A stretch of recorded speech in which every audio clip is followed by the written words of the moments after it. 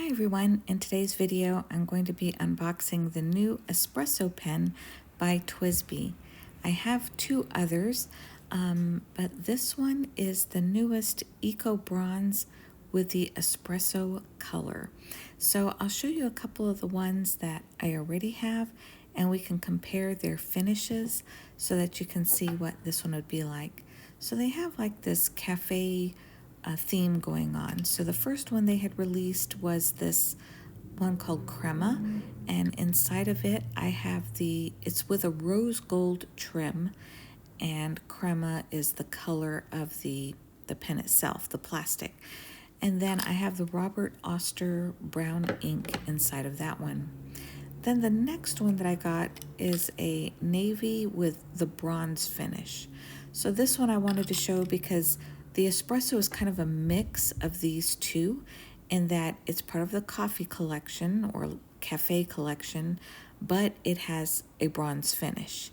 So I'm trying to up the light here so you can see a little bit of the difference between the rose gold metal versus the bronze metallic and how those compare. So this particular one is an Eco.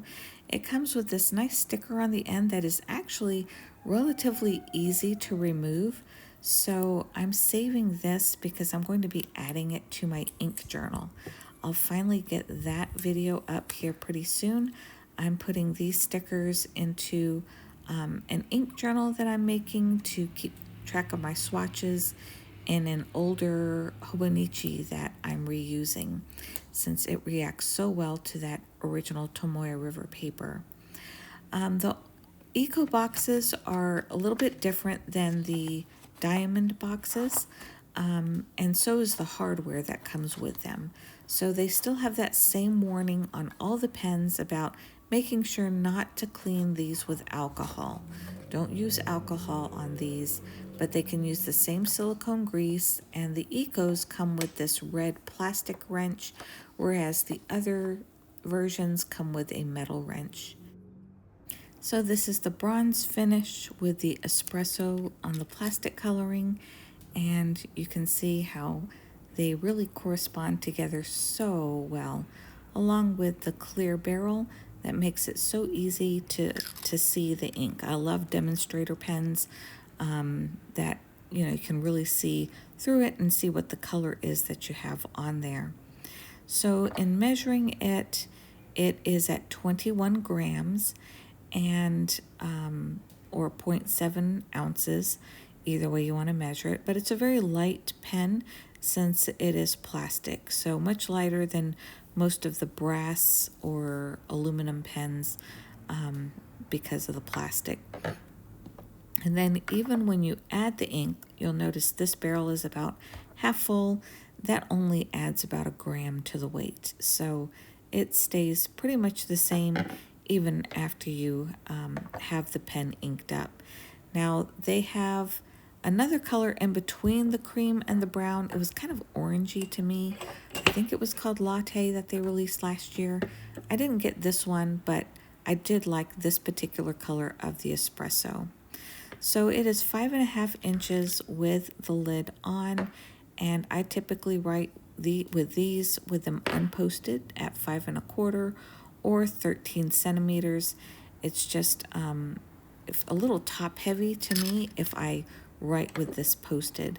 Enclosed, it's at 13.5 centimeters. So some of the inks I pulled out for this round is the Yamaguri. That's because I'm going to put that into the blue with bronze. Diamond Ancient Copper, I needed a refill on that. Chocolate Brown and Noodler's Walnut, I couldn't decide between. And Cafe Crema, that's going to be my refill for that one up there, the one with the rose gold. But I decided to go with the Noodler's Walnut. So I lay down a few layers of paper towel, and then I put on some gloves. I still have a zillion of these left over from our COVID days. But I also find that this helps protect my hands from the ink because 9 times out of 10, when I open these, I end up with ink all over my hands. So I move the piston, it's a little stiff in the beginning, so I move it up and down a couple of times to get it started. And then when I put it into the vial, like this one, this Noodler's Walnut is the one I'm going to be filling it with. This only has 2 ounces of ink in it. So you'll want to make sure that the feed is fully immersed into those 2 ounces of ink in order for it to fill without having too many air bubbles. So I typically angle and just kind of hold at kind of this awkward angle and have the piston go up and down a couple of times, and I can usually get a pretty decent fill on it. Now I could probably get more ink into here, but I'm going to leave it at this level because I want to have some ink left to put into my ink journal. So usually the first time that I get an ink, I keep just a little bit at the bottom of the sample, just like this, to put inside of my ink journal. And then if I really like the ink, I'll do like I did with the Diamine Ancient Copper. I'll buy a refill. So this paper towel makes it really handy to just wipe off the excess ink, and then I can start doing my sample writing after I take off these gloves. So that just helps keep my workspace clean and tidy until I finish loading the pen.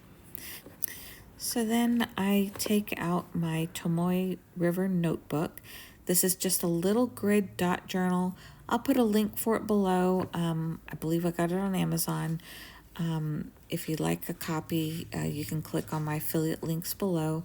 Those pay me a small commission if you choose to use them. They just help support this channel, but it doesn't cost you any more to use those affiliate links.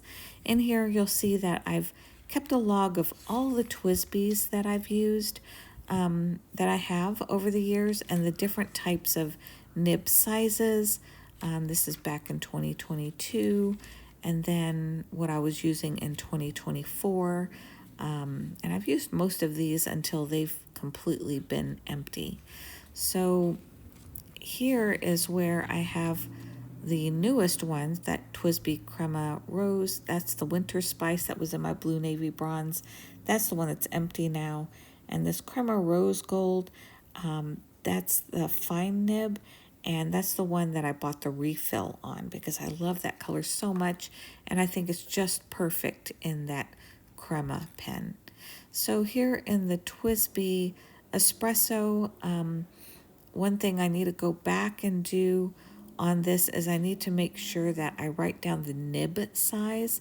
I found that in particular with the TWSBI Ecos, it's very hard for me to read the nib size because the way the nib is inserted into the plastic overlaps the nib size. So I can't see it very easily. I have to take a picture of it and then zoom in really, really close to try to see it. So having a log book like this helps me keep track of what nib sizes I have for each of my pens. Somehow I still manage to get a little bit of ink on myself, even after all of that trying not to get ink on myself.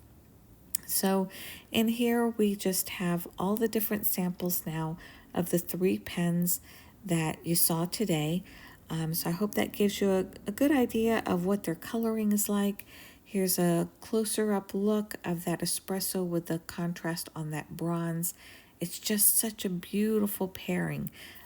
Totally reminds me of coffee. It's a great pen to use first thing in the morning when you're trying to do your journaling straight out of bed. All right, well, I hope you enjoyed this video. If you have TWSBIs that you love as well, please tell me about them below, and I'll see you on the next one.